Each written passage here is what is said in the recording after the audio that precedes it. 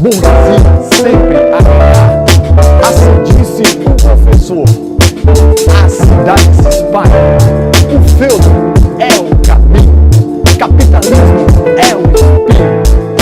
E agora só resta a expansão, meu irmão. Expansão marítima, dominação e colonização. E quem pagará o preço é a morte, é o fim da sorte dos povos indígenas que aí estão.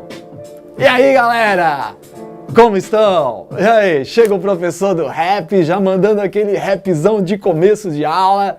E aí, galera? Uhul! Todo mundo na área! Uhul! Vamos dando like no tio Nelson. Hoje eu mereço bastante like, porque já comecei com aquele rap agitando a galera. E aí, galera? Então vamos lá, começando aí, loucura total com o tio Nelson. Minha gente, olha aí, uns avisos aí paroquiais. Então, presta atenção, simulado no final do dia, hein? Tem simulado no final do dia. Presta atenção no material da aula, acessa o material da aula no grupo do WhatsApp, vai lá na plataforma e o link tá na descrição, minha galera. E aí também já vou convidar você, aí ó, tem que estudar, tá chegando o Enem, mano, vamos dar pau no Enem. Minha gente, próxima live, professor Alan, movimentos sociais. Então, professor Alan vem com sociologia, vai tirar todas as tuas dúvidas aí sobre movimentos sociais. 17h30, imperdível, hein? Também vou assistir o Alan, galera. Uhul, tô vendo a galera chegando aí. Obrigado, galera. Valeu, cheio de coração. Olha os likes do tio Nelson, tio Nelson do rap, o chefe do rap daí, agora você vai acompanhar o rap e nós vamos fazer aquela nossa revisão de história. Então vamos direto para a revisão, chega de papo furado com vocês aí, vamos lá. Minha gente, revisão de história geral, idade moderna, idade contemporânea e história da arte. Então vamos lá, porque tem bastante coisa para a gente revisar. Então, revisão do Enem, o que você tem que ficar ligado aí no Enem? Atente para os seguintes temas, tá? Então a gente vai começar com expansão marítima e colonialismo, hein? Nos últimos 10 anos, hein? 23 questões do Enem é só sobre esse tema. Nos últimos 10 anos, 23 vezes isso, galera. Então assim, ó, presta muito atenção. Foca, mulher do foco, a dona Foca lá da Antártida. Então vamos lá. Atente para os seguintes temas. Fatores que explicam a expansão marítima nas mãos da Península Ibérica. Por que Portugal e Espanha? Porque eles foram os primeiros. Portugal e Espanha foram pioneiros porque eles tinham coisas que ninguém mais tinha. E o que eles tinham? Então vamos lá. Eles tinham uma relação muito forte com o mar. São países precoces na centralização política. São países que estavam extremamente organizados já dentro desse novo sistema, o sistema capitalista. Sempre relacione as relações entre, você vai ter que relacionar mercantilismo, expansão ultramarina e colonização da América. Então não esqueça, relacione. Também quando você faz história do Brasil, mercantilismo, o Brasil está nessa onda, tá? Então o Brasil está aqui, mercantilismo, expansão ultramarina, colonização da América. Quando você estuda as características do mercantilismo, tenta fazer uma relação com o Brasil. Onde é que aparece o mercantilismo no Brasil? Portugal, por exemplo, tinha um monopólio sobre o Brasil. Isso é uma maneira de você relacionar o monopólio sobre as colônias, ou seja, o colonialismo, a busca por metais preciosos, o metalismo, a balança comercial favorável do mercantilismo. Então Portugal sempre pretendia a balança comercial favorável. Então fica sempre ligado para você fazer essas relações, isso é importante. A mentalidade eurocêntrica dos colonizadores. Então aquela mentalidade de eu sou o centro do mundo, eu sou o mais esperto, o meu modelo é o melhor modelo e eu vou colonizar todos, Todos ficarão sob o nosso controle, sob o nosso domínio, porque a Europa é o centro do universo. É assim que os europeus se enxergam. O modelo escravocrata, o escravismo, ele foi essencial, principalmente nas colônias ibéricas, Portugal, utiliza bastante escravidão no Brasil. A Espanha utiliza bastante o trabalho escravo. Então, o escravismo é essencial, o modelo implantado aqui é um modelo escravista, apesar de na Europa já não ser mais tão aceito, já não era moral e ético ter escravos, mas eles utilizam a escravidão aqui no Brasil. Os diferentes modelos de colonização implantados na América, presta atenção, colônias de exploração, colônias de povoamento. Ah? Então, minha gente, tem uma pergunta aqui da Isa. O modelo eurocêntrico foi aceito apenas pelos europeus, professor? Sim, Isa. Então, a Isa Zucchetto está perguntando, o modelo eurocêntrico, ele era um modelo aceito pelos europeus? Sim. Se você perguntasse para os chineses, eles não aceitavam. Os chineses diziam que eles eram o centro do mundo. Aliás, se nós pudéssemos olhar o mapa da China daquela época, a China está no centro do mundo. Eles chamam isso de sinocentrismo. A China se considerar o centro.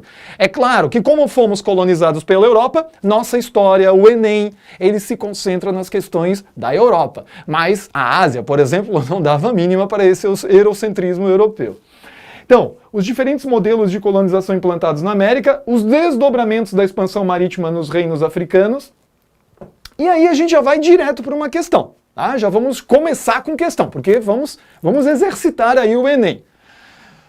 Vamos então ler essa questão. Por que todos confessamos não se poder viver sem alguns escravos, que busquem a lenha e a água e façam cada dia o pão que se come, e outros serviços que não são possíveis poderem se fazer pelos irmãos jesuítas?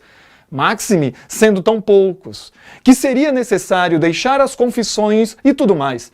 Parece-me que a Companhia de Jesus deve ter e adquirir escravos justamente por meios que as constituições permitem, quando puder, para nossos colégios e casas de meninos. Aí você leu texto, Enem é o seguinte, história, né? Ciências humanas aqui, né? Então olha aí.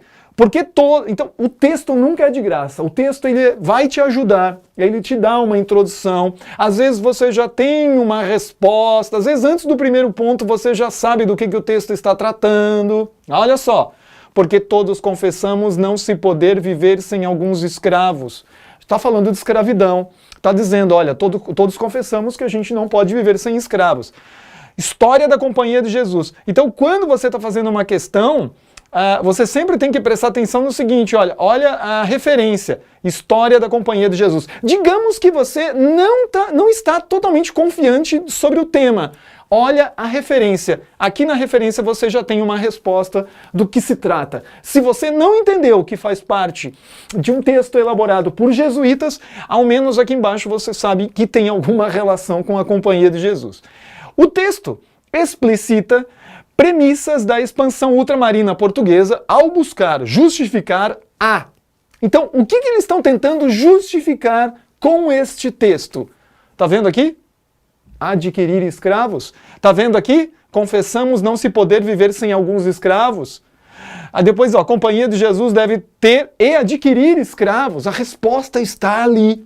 A resposta está no texto. O texto não está de graça. Olha ali, minha gente, de novo.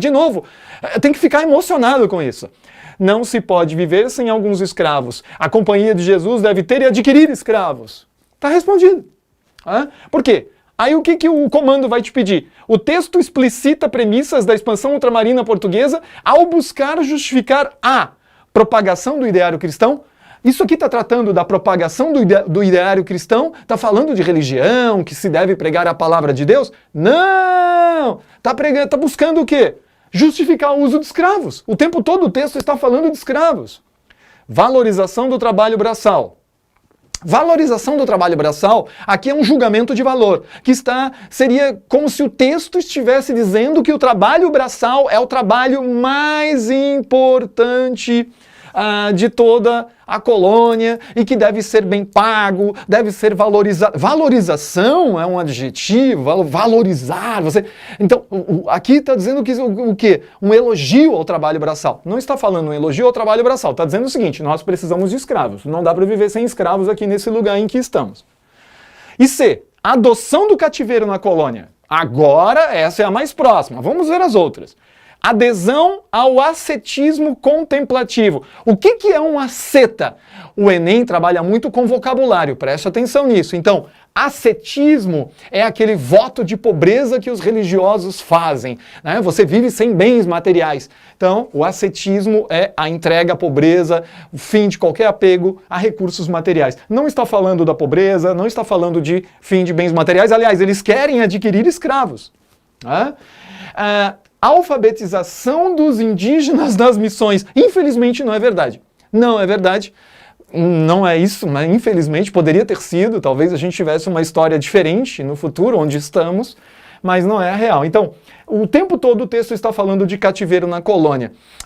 Tem gente que diz assim, eu vejo o professor fazendo e fica mais fácil. É só você ter paciência, é só você prestar atenção nos detalhes. A beleza está nos detalhes, a resposta está nos detalhes. Às vezes na primeira linha, às vezes antes do primeiro ponto. Lá no texto, às vezes está aqui na referência, às vezes é numa imagem que vem acoplada na prova. Então, tem que ficar atento e atenta à adoção ao cativeiro na colônia, que é um modelo implantado por Portugal aqui na América. Então, expansão ultramarina. Vamos pegar então pioneirismo ibérico. Por que os portugueses chegaram antes? Por que os portugueses foram os primeiros a navegar? Por que eles vieram primeiro? Então, vieram primeiro porque eles foram os primeiros países, o primeiro país a surgir lá no continente europeu, na formação dos estados nacionais, o país pioneiro na centralização política. Desenvolveram tecnologia náutica, não é à toa que os Estados Unidos têm já projetos para viajar para Marte. Nós não temos a tecnologia, o Brasil vai demorar a conquistar o espaço. Então você precisa da tecnologia, você precisa do meio de conquista. E os portugueses têm a tecnologia náutica. Tradição pesqueira, né, tradição comercial, então eles já estavam com uma tecnologia náutica bem desenvolvida. Uma burguesia ativa. Você sabe que na formação de Portugal a burguesia foi muito ativa, ela participou intensamente, ela apoiou o monarca na centralização política. Mentalidade renascentista. A mentalidade renascentista diz o quê para você? Não adianta estudar Renascimento e ficar lá decorando coisas do Leonardo Michelangelo. Você tem que entender que o Renascimento ele faz parte de uma mentalidade. O que é a mentalidade? É uma maneira de ver o mundo, a perspectiva de visão de mundo. E a perspectiva renascentista, ela já busca informações mais racionais, usar a cabeça. Então você tem que buscar respostas científicas, talvez você já possa usar equipamentos de navegação, talvez você possa relaxar e abandonar aquela ideia que o oceano está povoado de monstros, que se você cruzar a linha do Equador, você poderá cair em várias maldições. Então esse espírito renascentista, essa mentalidade, esse Zeitgeist, os alemães chamam de Zeitgeist, o espírito do tempo, é renascentista. Então a mentalidade renascentista, muita troca cultural com os judeus, muita troca cultural com os muçulmanos. Os muçulmanos ficaram na Península Ibérica, galera, durante 700 anos. Então é um período muito longo de trocas, de sabedorias, de conhecimentos, de saberes, né, acumulados por milhares de anos. Lembrando que os muçulmanos que estavam na Península Ibérica estavam ligados aos muçulmanos que estavam na Índia. Então eles transportavam conhecimento. Era a internet da época, né? Então você tem a troca de conhecimentos entre Oriente e Ocidente. Índia, Península Ibérica, Índia, Península Ibérica, Índia, Península Ibérica. Até chegar na Península Ibérica, agregava muita informação e muito conhecimento. Pensamento mercantilista. Então o pensamento deles é mercantilista, é um pensamento mercantil. Ganhar dinheiro, acumular metais preciosos, a economia sempre tem que exportar mais do que importar. Então você tem uma balança comercial favorável, colonialismo, metalismo, intervencionismo. O Estado português é intervencionista, é uma empresa intervencionista. América Espanhola e Portuguesa. Então vamos a algumas características deles. Predomina na América colonial portuguesa e na América colonial espanhola as colônias de exploração, latifúndios, grandes propriedades de terra, extrativismo vegetal, extrativismo animal. Você tem aqui o extrativismo mineral. Então todo tipo de riqueza será extraída. A América, na realidade, ela era uma fornecedora de matérias-primas, de riquezas para a Europa, que estava iniciando o capitalismo, que estava no início do processo capitalista mercantilista. Agricultura monocultora, escravismo, economia predatória, dependente, totalmente predatória, não estavam nem aí, pessoal. Ninguém queria ficar aqui no Brasil. A ideia era explorar e ir embora. Então a economia predatória, dependente, primário exportadora. Então, uma economia primária exportadora. E a sociedade patriarcal é uma sociedade autoritária, uma sociedade patriarcal. Então, o extrativismo é retirar, então você vai extrair riquezas, né, riquezas vegetais, você vai extrair pau-brasil, você vai fazer a extração de ouro, a extração de prata, né? Então, o extrativismo foi uma característica, ali uma pergunta da Ananda. Então, é isso aí mesmo, Ananda, certinho, correto, obrigado aí pela pergunta. Minha gente, colonização inglesa, América do Norte. Agora, o que tem na colonização britânica, inglesa, que é diferente da colonização portuguesa e espanhola? Eles têm a colônia de povoamento. Eles introduziram a ideia da colônia de povoamento. O que é a colônia de povoamento? A Heloísa, balança comercial favorável, mais exportação e menos importação. Isso aí, Heloísa, parabéns. Um ponto na média para a Heloísa. Então, colônias de povoamento. Exploração, comércio triangular e pirataria. Qual é a diferença de uma colônia de povoamento para uma colônia de exploração? A de exploração é de exploração. E a colônia de povoamento é de povoamento. Mas qual é a base? Uma vai se instalar numa área em que você pode explorar. Por exemplo, na América do Norte, os britânicos usaram o sul da colônia, das 13 colônias, uma área mais quente, como colônia de exploração. E o norte, mais frio, mais setentrional, como colônia de povoamento, porque não dava para explorar diretamente. Então você usa essa área como uma área de povoamento, em que você colocará pessoas que você talvez não deseje mais lá na Inglaterra. E essas pessoas vão ter que se virar. Que a gente chama de... O que acontece nessa colônia de povoamento lá do norte, da América do Norte? Acontece algo que nós chamamos de negligência salutar. Os britânicos praticamente abandonam esses colonos lá e eles vão ter que se virar. Como a agricultura era praticamente inviável, eles vão se dedicar ao comércio, às manufaturas, vão produzir rum, vão produzir armas, vão produzir tecidos. Tá, mas o que eles fazem com tudo isso que eles estão produzindo lá no norte, galera?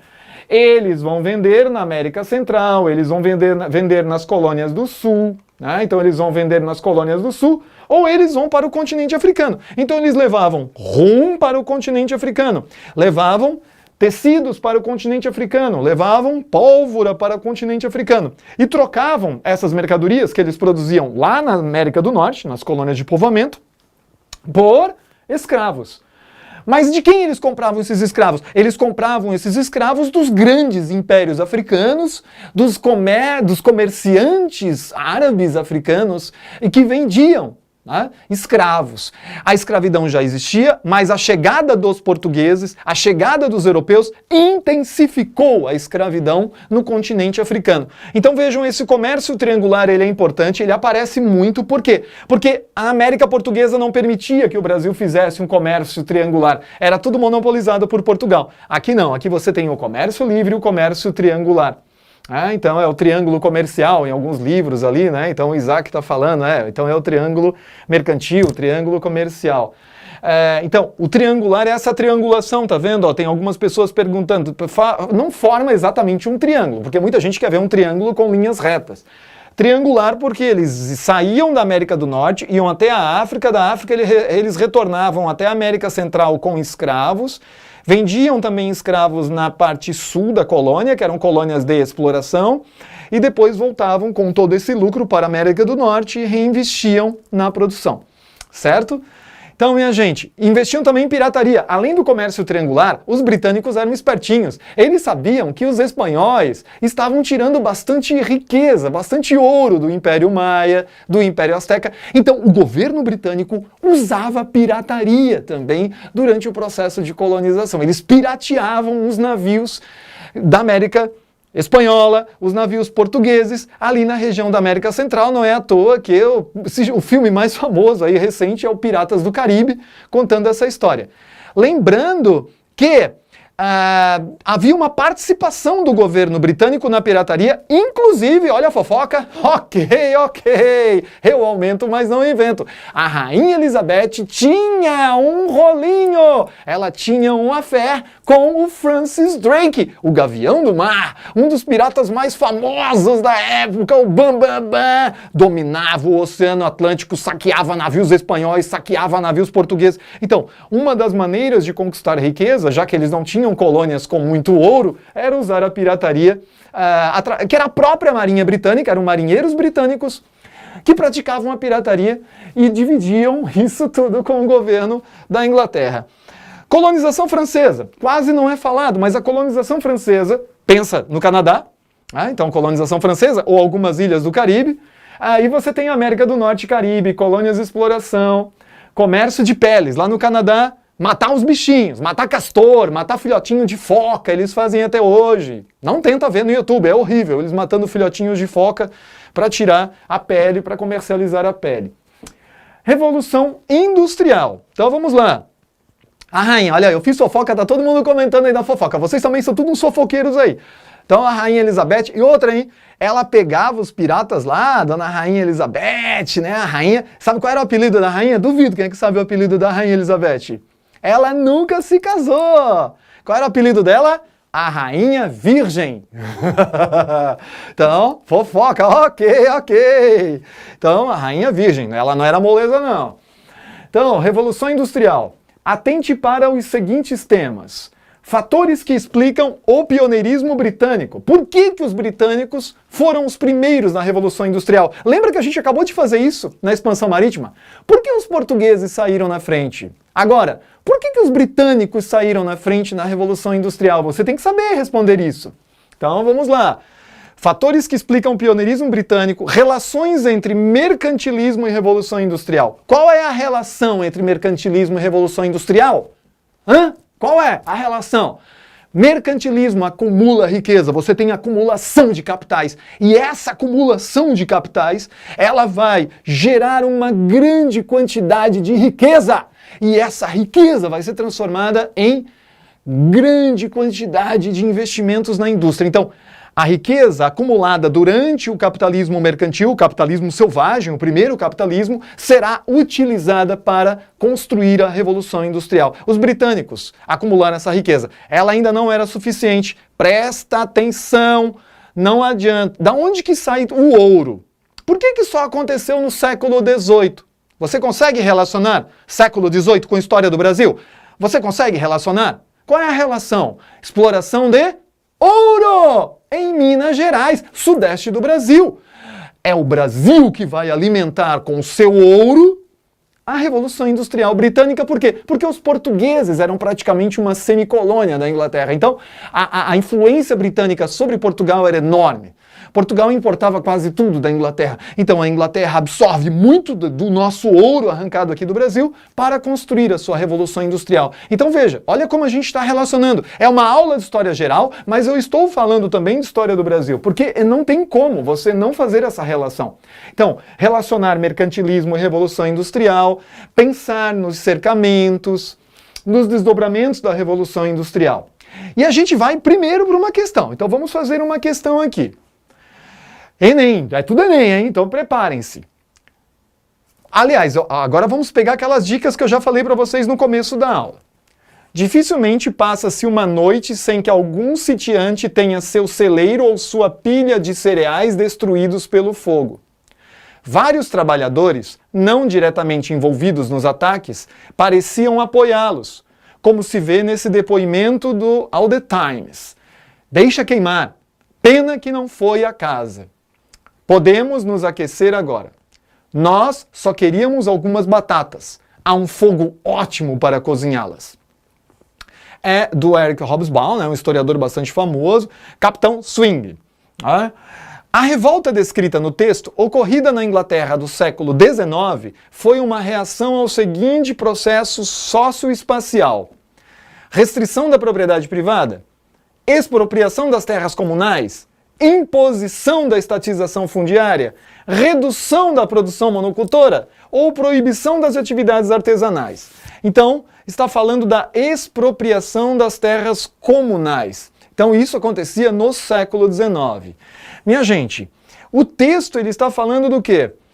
De casas queimadas, né? Então aqui podemos nos aquecer agora, só queríamos algumas batatas, há um fogo ótimo para cozinhá-las. Então, o texto está dizendo que são trabalhadores que estão invadindo celeiros, queimando celeiros. Então, a revolta descrita no texto, ocorrida na Inglaterra do século XIX, foi uma reação ao seguinte processo socioespacial: restrição da propriedade privada, expropriação das terras comunais. Por que não é restrição da propriedade privada? Porque a Inglaterra não restringe a propriedade privada. A Inglaterra, ela é um dos primeiros focos do liberalismo, então ela não restringe. É um país que apoia e protege. A propriedade privada é um direito natural, garantido pelo Bill of Rights. Por isso que não é restrição à propriedade privada. Expropriação das terras comunais. Isso sempre acontece na Inglaterra, né? Então você tira as terras comunais, que eram as terras dos agricultores, que nós chamamos de cercamentos, de enclosures. Era uma tradição britânica praticada pelo governo desde o século XII. Ô Nelson, mas podia tirar a terra do povo? Não é que a terra era do povo, a terra pertencia ao governo. O governo emprestava e cobrava aluguel. Ele alugava a terra para o povo. Então, de vez em quando, o governo expropriava algumas áreas, mudava todo o modelo de produção e essas pessoas perdiam tudo que tinham. E aí vem a revolta, vem a fome, vem o ataque a celeiros. Então, eles vão invadir porque eles estão morrendo de fome. Isso são os enclosures. Aí aqui diz, imposição da estatização fundiária. Não, isso não acontece na Inglaterra. A Inglaterra não estatiza, né? Então a estatização sempre existiu, as terras sempre pertenceram ao governo. Então pertenceram ao governo, não foi uma imposição de estatização, senão seria um movimento socialista. Redução da produção monocultora. Não, né? Porque a gente não tem monoculturas, né? Então a gente tem uma produção bastante diversificada na Inglaterra. Proibição das atividades artesanais. Não está falando de artesanato, está falando de uma questão agrícola. Vamos falar então da Revolução Industrial. Pioneirismo inglês. Então, por que a Inglaterra foi o primeiro país a fazer a Revolução Industrial? Então vamos lá. Porque tinha muito dinheiro. Já falei para você, tinha muito capital acumulado, muita riqueza acumulada durante o modelo mercantilista. Comércio com as colônias, pirataria, então eles foram acumulando bastante capital. Olha aí a quantidade de colônias. Eu peguei um mapa, não sei se vai ficar bom para vocês visualizarem aí, mas tudo que está vermelhinho no mapa, né, as manchinhas vermelhas já são áreas dominadas pela Inglaterra em 1754. É assim que eles acumulam riqueza. Olha aqui as 13 colônias. Olha o Canadá, exploração de peles. Olha as colônias da América Central. Então, olha aqui, no continente africano, onde ele já tem as áreas de domínio para exportação de escravos, né, o transporte de escravos. Olha a Índia, como já tem vastas áreas, em 1754, controladas pela Inglaterra. Então eles acumularam muita riqueza. Agora olha o Império Colonial Britânico em 1822. Né? Então ele vai crescendo. Você pode fazer uma comparação. Olha como vai aumentando de tamanho as áreas vermelhas. Né? Você tem uma expansão. 1822 a gente já tem a costa da Austrália, quase toda a costa da Índia. Como é que eles conquistaram quase toda a costa da Índia? Guerra dos 7 anos. Eles derrotaram os franceses na Guerra dos 7 anos. E nessa derrota dos franceses na Guerra dos 7 anos, os franceses perdem praticamente toda essa costa leste do Canadá. Então há uma grande perda territorial dos franceses. E os britânicos vão ganhando, eles vão ampliando o seu capital. Por isso eles conseguem o pioneirismo na Revolução Industrial, porque custa muito caro a Revolução Industrial. É o primeiro governo da Europa absolutista a se livrar do absolutismo. Quando? Revolução Gloriosa. Revolução Gloriosa. Presta atenção, a Revolução Gloriosa, ela é filha de uma revolução que aconteceu um pouquinho antes, que era a Revolução Puritana. Primeiro, a Revolução Puritana, porque nós tínhamos reis com tendências ao absolutismo na Inglaterra, que insistiam em não obedecer o parlamento, e aí os puritanos fizeram a revolução junto com o parlamento, com o exército. Lembra do Oliver Cromwell? Um militar, um comandante que toma o poder. Então, a Revolução Puritana ela vai levar a uma segunda revolução em 1688, que é a Revolução Gloriosa, na qual os britânicos adotaram o parlamentarismo monárquico, não da maneira como ele é hoje, mas já adotaram um modelo em que o rei absolutista seria muito menos absolutista do que em qualquer outro lugar da Europa. Então, é um governo pró-burguesia. A burguesia governava o parlamento. Tá aí, Bill of Rights, a Carta de Direitos, a carta que dá total liberdade ao parlamento, em que o rei não poderia mais prender um deputado por ele defender uma ideia contrária, em que o rei não poderia mais anular as leis do parlamento, em que o rei não poderia manter um exército se não fosse em tempo de guerra. Então, a Bill of Rights coloca regulação, ela começa a regular o executivo. Então vejam, o legislativo regulando o executivo. Já está se encaminhando para o mundo que nós conhecemos hoje, conhecido como mundo democrático.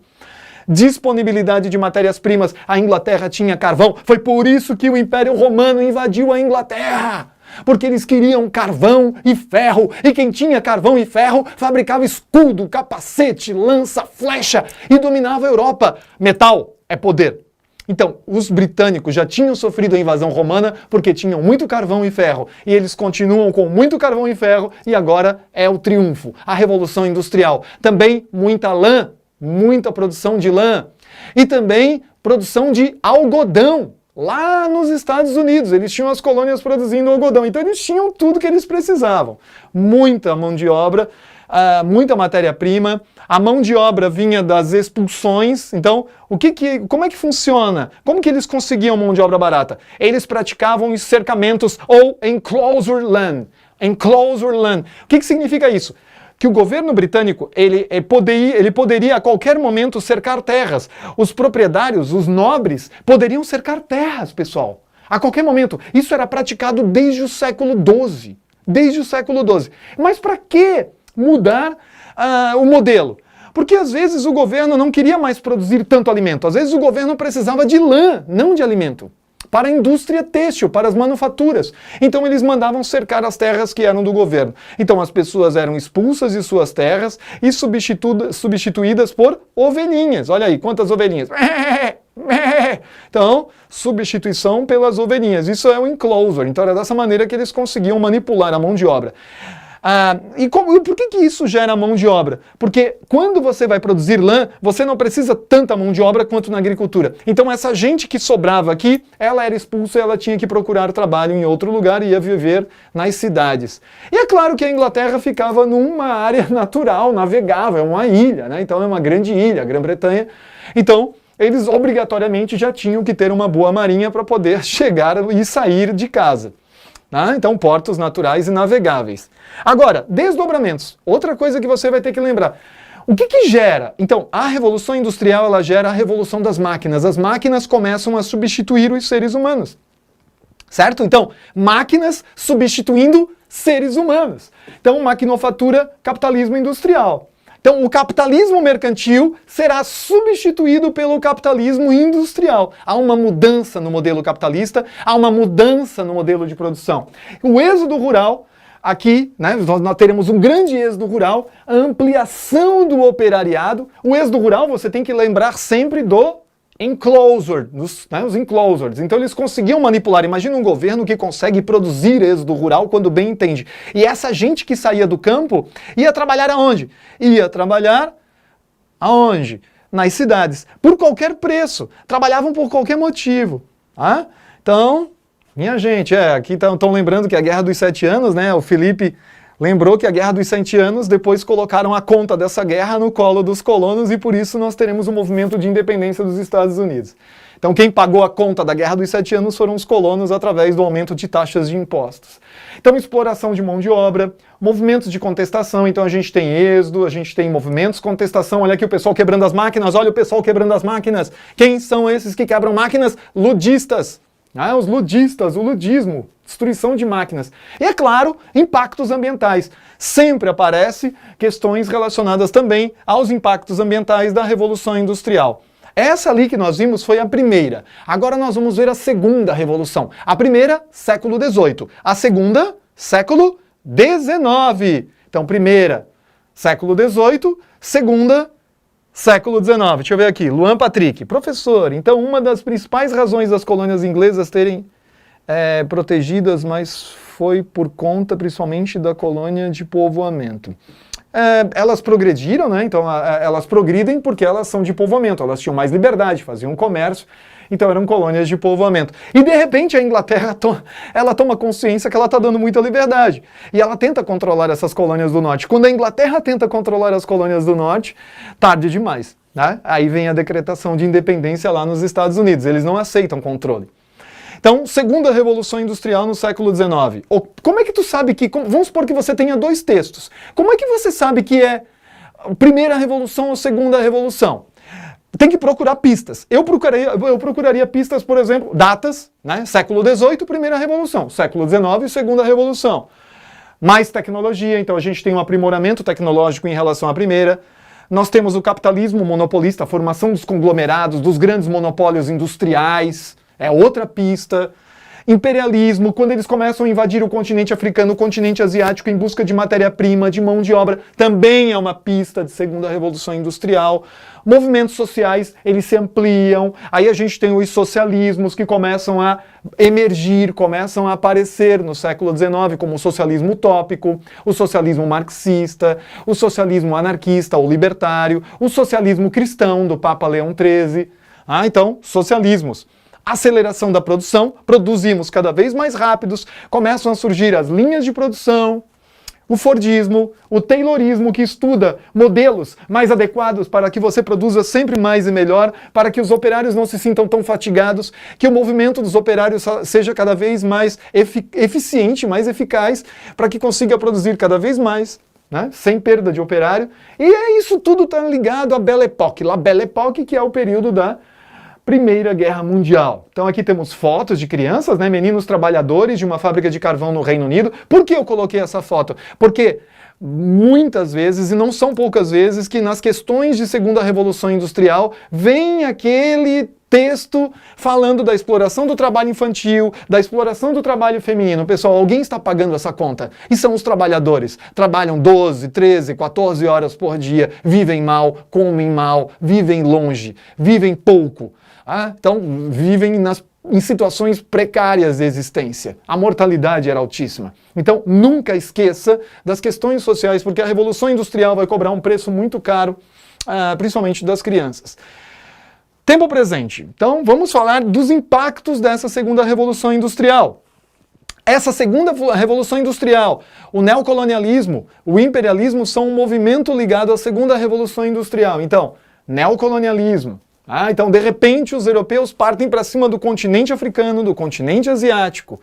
Então, o Apartheid, 1948 a 94, Nelson Mandela, Guerra Fria e seus desdobramentos. Tudo isso está ligado, Nações Unidas, direitos humanos. Então, tem algumas temáticas que são importantes, a globalização, neoliberalismo, terrorismo, doutrina Bush, Primavera Árabe, Guerra da Síria. Então, a gente tem uma sequência de acontecimentos. Quando a gente fala em tempo presente, nós estamos falando numa continuação da Idade Contemporânea, né? Continuamos na Idade Contemporânea, só que com fatos diferentes. Então, e que não estão totalmente desvinculados. O Apartheid, ele faz parte de uma política neocolonial britânica. A Guerra Fria já é uma disputa gerada entre um bloco capitalista e socialista. Capitalismo e socialismo. De onde que surge o socialismo? Na segunda Revolução Industrial. São filósofos e pensadores da segunda Revolução Industrial tentando encontrar uma solução para o empobrecimento e a exploração do trabalhador. Certo? Então, vamos lá. Jogos Olímpicos. Então, alguns temas que são importantes no tempo presente. Vamos fazer uma questão aqui, então. Após a Declaração Universal dos Direitos Humanos pela ONU em 1948, a Unesco publicou estudos de cientistas de todo o mundo que desqualificaram as doutrinas racistas e demonstraram a unidade do gênero humano. Desde então, a maioria dos próprios cientistas europeus passou a reconhecer o caráter discriminatório da pretensa superioridade racial do homem branco e a condenar as aberrações cometidas em seu nome. Tá, então isso aqui, o texto está bem claro. Então o texto está falando que a Declaração Universal dos Direitos Humanos da ONU de 1948 traz uma mudança, tá bom? Agora olha aqui, olha a referência.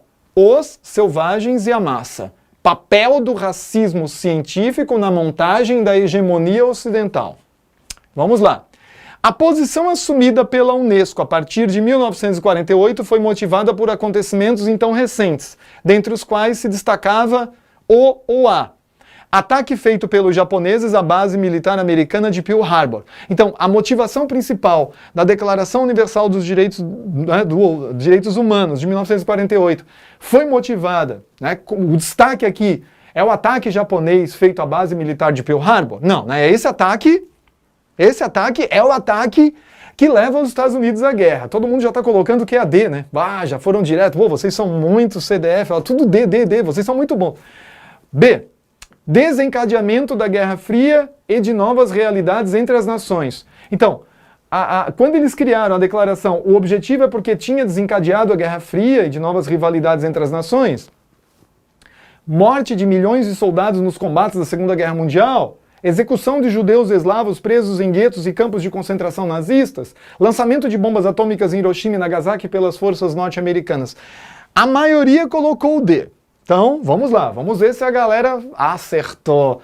Mas vamos supor que você ficasse na dúvida. Será, Nelson, que eu assinalaria essa? Eu vi ali um pessoal com B, eu vi umas letrinhas meio perdidas ali, né? Mas, essa aí, quem botou D vai ganhar ponto na média. Então, como é que eu posso, Nelson, fazer uma prova real?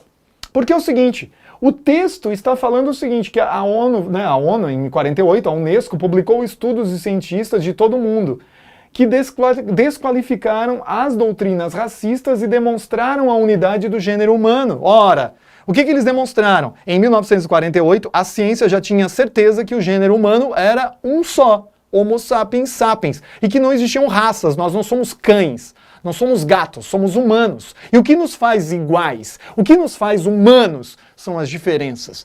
Nós somos diferentes, sim, mas somos humanos, do mesmo gênero, mesma raça, somos uma raça só. Então, a ONU está dizendo o seguinte, não existem raças. O que ela está quebrando? O que a ONU quebrou? A ONU quebrou aquelas teorias racistas que foram construídas no século XIX, que usavam pseudociência e que os nazistas usaram também para justificar o extermínio de pessoas, como se fossem raças inferiores ou seres humanos inferiores. Então, aqui já está muito claro que está ligado ao discurso nazista que justificou o extermínio de judeus, de eslavos presos nos guetos e campos de concentração durante a Segunda Guerra Mundial. O próprio texto já está afirmando isso, não está falando da bomba de Hiroshima e Nagasaki, não está falando da Guerra Fria ou da morte de milhões de soldados nos combates da Segunda Guerra Mundial. A ONU está preocupada que ela não quer que aconteça de novo, que não venham teorias raciais ou teorias pseudocientíficas afirmando que existem seres humanos que merecem ser exterminados porque eles são inferiores. É isso que a ONU está dizendo na sua declaração de 1948. Bem, tá barra pesada aí o assunto, então vamos falar um pouco de arte, vamos relaxar um pouco na arte. Quando você vai pensar em história da arte, você tem que pensar na história da arte ao longo do tempo. A história da arte ela está numa linha do tempo, vamos colocar numa linha para facilitar a sua vida. Então você tem a pré-história, na pré-história aparece bastante questão no Enem sobre pré-história, e sempre que tiver perguntas sobre a pré-história, presta atenção no desenho, na fotografia, na gravura que eles colocam, e toma cuidado, pessoal, pré-história nunca é sofisticado. A arte pré-histórica ela é uma arte simples, ela está descrevendo o dia a dia, ela está passando um ensinamento para quem lê, e lê a imagem, porque eles são analfabetos, não existe escrita. Então eles ensinavam através da pintura, dos desenhos. Então, nós temos a pré-história com as Vênus, com os grandes monumentos megalíticos, como Stonehenge, a arte neolítica, já são... À medida que o tempo vai passando, a estrutura arquitetônica, a arte, ela vai ficando um pouco mais sofisticada, com melhores acabamentos, começam a usar metais, na Idade dos Metais, como esse touro muito bem acabado da ilha de Creta. Na Antiguidade nós já temos a escrita. Então lá na Antiguidade, né, oriental, por exemplo, ou Grécia e Roma, ocidental, nós já temos a presença da escrita. Já são povos que estão muito aprimorados na arte de transmitir as informações. A pré-história é apenas a imagem, apenas o desenho. Na Antiguidade você já tem texto. O Egito já possui texto, hieroglifos. Os gregos já tinham texto, os romanos já tinham texto. Então, arte egípcia, arte mesopotâmica, arte grega. Então, Grécia geralmente é cobrado pela sua arquitetura. A arquitetura grega ou os deuses gregos, né? É muito comum aparecer isso em prova. A arte romana com os monumentos, os arcos dos triunfos, os grandes monumentos celebrando os feitos dos grandes imperadores e assim por diante. Na Idade Média, forte influência da religião, como na arte bizantina ou a arte muçulmana, muito religiosa. Na arte muçulmana, cuidado, hein? Não tem representação de animais, não há representação de plantas, é só desenho geométrico. É proibido na religião muçulmana a representação da natureza, dos seres vivos, através da arte. Arte carolíngia, de Carlos Magno, e dentro da Idade Média, no início da Idade Média é o estilo românico, no final da Idade Média é o estilo gótico. São dois estilos arquitetônicos principais medievais, estilo românico e estilo gótico, né? Como a Catedral de Notre-Dame em Paris, que é gótica. E o Renascimento, obviamente temos muita questão sobre o Renascimento, o Renascimento, e aí você tem que ver que o Renascimento tem esse nome porque eles vão atrás da cultura greco-romana, da cultura clássica, eles vão buscar o racionalismo, o individualismo, o antropocentrismo, então a valorização do ser humano. Por isso o Renascimento, os artistas renascentistas são chamados de humanistas, né? Então, humanistas.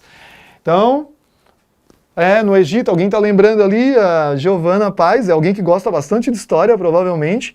O primeiro culto monoteísta, né, do imperador Akhenaton, Amenófis IV. Né, teve uma fase curtinha do Egito que teve monoteísmo. Então, parabéns, Giovanna. Então, o Renascimento, o Barroco, vem logo depois do Renascimento. O Barroco é uma reação da Igreja Católica a todas as mudanças pretendidas pelo Renascimento. O neoclassicismo, que é uma volta depois...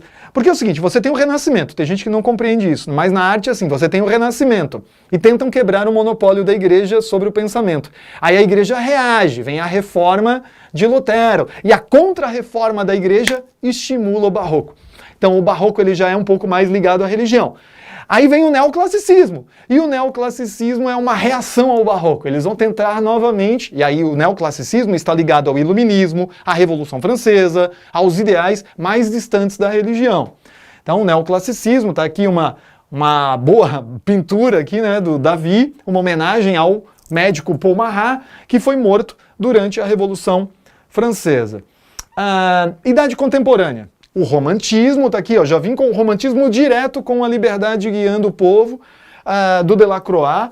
Então é um quadro célebre, né, que é uma homenagem às revoluções liberais do século XIX, quando a burguesia retoma o poder. O realismo, né, que busca um pouco mais de realidade. Isso aqui já tem uma forte influência da segunda revolução industrial, tenta mostrar a realidade dos trabalhadores, sempre anônimos. Veja que você não consegue ver o rosto de nenhuma pessoa que está trabalhando ali.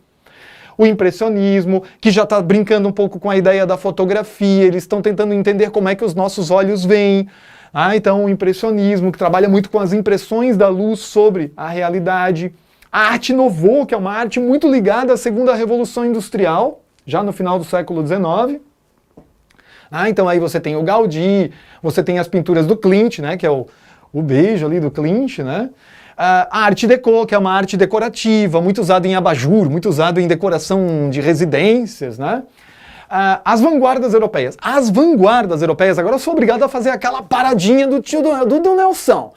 Vanguardas europeias. Bota isso na tua cabeça. Vanguardas europeias. Ai, Nelson, por que é tão importante? Porque as vanguardas europeias, olha o nome, vanguarda, que vem antes do guarda, vai na frente do exército. É um nome francês, é uma palavra francesa.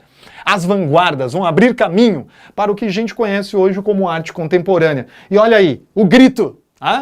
Pessoal saindo do Enem. Passei! Então, o grito. É vocês aí, ó, saindo o resultado. Uhul! 950 mil pontos! Aí, expressionismo. Cubismo. Então, o cubismo, quando você tenta representar o que você vê de diversos ângulos. Então, o cubismo é vanguarda, o abstracionismo, em que você não precisa mais representar a realidade como você vê, e sim como você sente. O abstracionismo. O futurismo, que valoriza o futuro, a tecnologia, as máquinas, a guerra. O futurismo está profundamente ligado à ideologia fascista. Então, a ideia do progresso, da indústria, da riqueza, das grandes cidades, a valorização da modernização. E do futuro cada vez melhor, cada vez mais desenvolvido. Surrealismo, que trabalha muito com a psique, com o sonho. Dadaísmo. O dadaísmo, ele é importante para a arte contemporânea. Aqui é a transição entre arte moderna para a arte contemporânea. O dadaísmo, ele está questionando, quer dizer, eles vivem dentro da Primeira Guerra Mundial. Então, Marcel Duchamp, ele está na Primeira Guerra Mundial, ele devia ter acordado um dia de manhã e dito assim, ó, oh, o mundo tá louco, fizeram uma guerra, estão destruindo a Europa, essa guerra não tem noção alguma, todo mundo ficou louco, nós vivemos num mundo absurdo. Esse é Marcel Duchamp, e ele manda um mictório.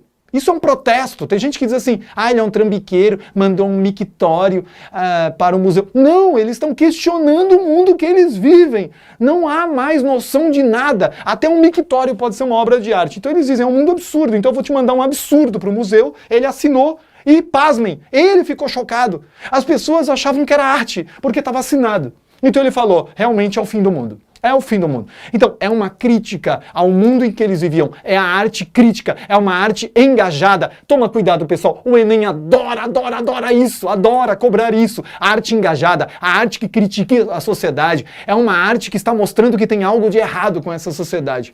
Então, arte engajada. E aí é claro que a gente tem a arte pós-moderna ou arte contemporânea, com a pop art, o minimalismo, a arte pover, a land art, a arte de rua, né? Então grafite, que a gente vê bastante nas nossas cidades, fotorrealismo, e as artes de ação, que são as performances, aquelas apresentações. Sabe a pessoa que fica brincando não, ela trabalha como estátua viva na tua cidade? Isso é uma performance. Então performance, arte audiovisual, que você vai usar tecnologia, video art, arte conceitual, body art, né, que você usa o próprio corpo. Ou happening, né, que são os acontecimentos, em britânico, né, em inglês, happening, o acontecimento. Então, você chega um dia de manhã e está tudo colorido lá na tua rua. Alguém botou uma obra de arte lá colorida, né, uma instalação colorida. E o grupo Fluxos, que é extremamente importante. Pessoal, o porquê das imagens? Então você vai fazer o Enem, presta atenção, tem muita imagem na prova de linguagens, tem muita imagem na prova de ciências humanas. Então, o que você precisa prestar atenção? Nas imagens, concentre-se no objetivo de relacionar a imagem ao problema proposto. Tá aqui, ó, duas cadeiras, olha, uma pintura de uma cadeira, ou pode ser uma fotografia de uma cadeira. Aliás, já é uma fotografia aqui. Isso é uma exposição, está no museu. Então você tem uma cadeira de mentirinha, uma cadeira de verdade e uma definição de cadeira do dicionário. Então toda a questão vai ser construída em cima da tua interpretação sobre essa imagem. Então pensa, objetivo, por que colocaram essa imagem? Você tem que se perguntar, por que essa imagem? Que tipo de imagem eles colocaram? A que se propõe essa imagem? Então, observe os detalhes que são extra-imagéticos. Está aqui, eu sempre digo, olha a referência. Na hora que você encontrar uma imagem, a imagem é um texto. Leitura de imagens, a imagem é um texto imagético. É assim que nós chamamos, lá nas humanas. Então, observe os detalhes, ó, a referência, a autora, a data, a publicação, o local. Às vezes aqui você já tem pistas para responder a questão pedida, o comando pedido. Ó, aqui tem mais um texto, ó, dentro da própria imagem tem outra imagem que é um texto, tá? Contextualize a produção da obra, insira a obra no tempo e no espaço. Olha aqui, não tem como você trabalhar imagem sem você... Porque o que é isso? Isso é Guernica. Isso cai às pilhas em vestibular e Enem. O que é isso? É uma denúncia do Picasso. Pablo Picasso, quando fez esse quadro imenso, né, 8 metros por 4 metros, tem que perguntar, o que é Guernica? Aonde foi feito? Picasso na Espanha. Quem? Foi Pablo Picasso. Por quê? Porque ele queria denunciar o bombardeio contra Guernica. Para quê? Para mobilizar o mundo contra uma injustiça. Para quem? Para o mundo inteiro assistir.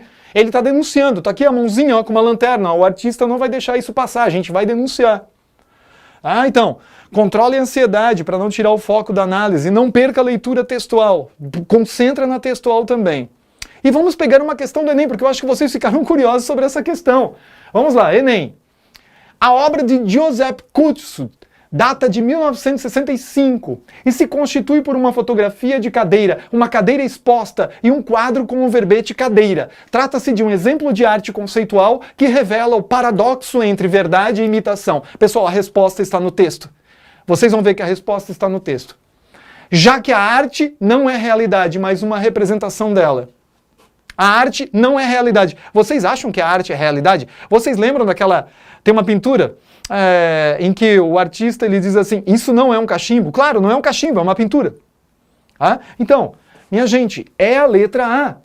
Por quê? Olha só, trata-se de um exemplo de arte conceitual que revela o paradoxo, tá vendo? O paradoxo, a contradição entre verdade e imitação. A resposta está aqui. Não é a realidade, mas é uma representação. Não é a verdade, é uma imitação. A resposta está no texto. Tem aluna e aluno que não acredita nisso. Estava no texto, Nelson. A resposta estava no texto, eu não enxerguei. Não enxergou porque não teve foco, não teve objetivo, não teve calma.